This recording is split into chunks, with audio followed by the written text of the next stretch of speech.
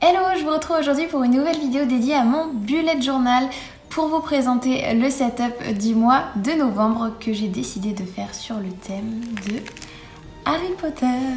Franchement, je ne savais pas trop quoi faire comme thème ce mois-ci et finalement, je me suis rendu compte que pendant toute l'année 2019, j'avais pas encore fait de thème Harry Potter.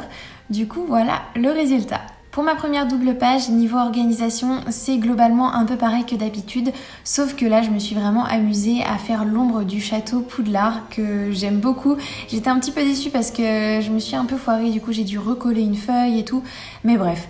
Globalement, je trouve que ça rend plutôt bien au final, du coup avec mon petit calendrier juste ici, des petits pas pour la carte du maraudeur juste là. Là, j'ai collé du coup une feuille noire pour pouvoir écrire au crayon blanc ma liste des livres que je vais lire pendant le mois de novembre. Ici, mes phases de la lune comme à mon habitude, les dates importantes ici, et là j'ai écrit la petite citation que vous connaissez tous.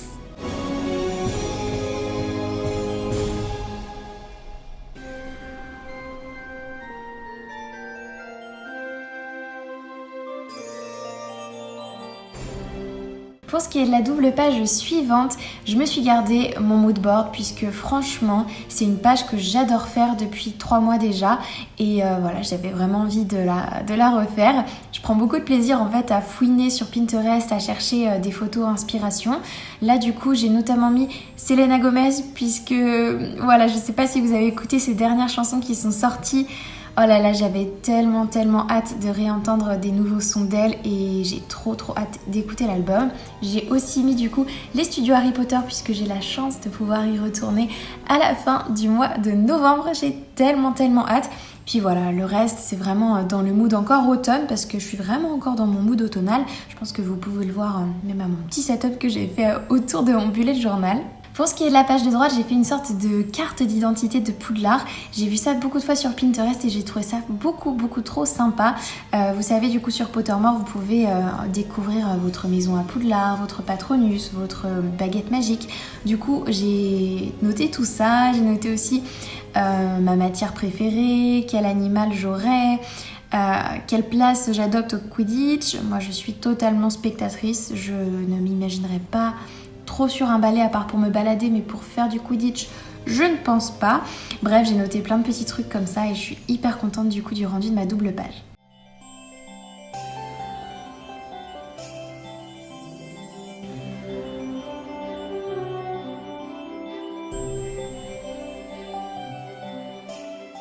Pour ce qui est de la disposition de mes semaines, je me suis beaucoup amusée puisqu'au final j'avais 4 semaines complètes à faire. Donc j'ai dédié chaque semaine à une maison de Poudlard. En premier du coup j'ai fait Gryffondor. Ici en fait à chaque fois je me suis fait un petit truc avec le blason, un petit stickers qui provient du kit que m'avait offert Joséphine dans le swap qu'on avait fait ensemble.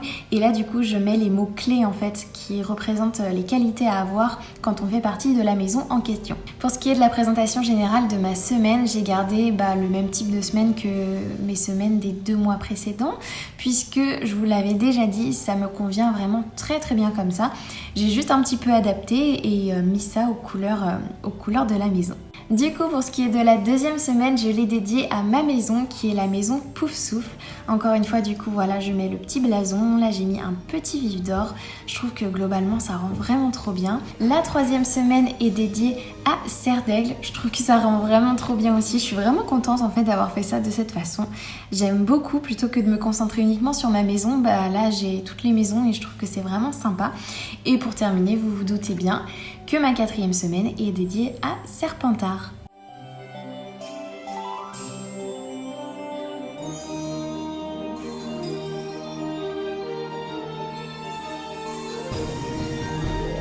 Et voilà pour mon setup du mois de novembre. J'espère vraiment que ça vous plaît, que ça pourra vous inspirer. N'hésitez surtout pas à me dire en commentaire ce que vous en pensez, ce que vous avez décidé de faire comme setup pour le mois de novembre. Je serais curieuse de savoir ça comme toujours et n'hésitez surtout pas aussi à m'envoyer des petites photos de vos bullet journal. Et voilà, je m'arrête là, j'espère vraiment que cette vidéo vous aura plu. En attendant la suite, je vous fais plein de bisous, prenez bien soin de vous et je vous dis à très vite. Bye!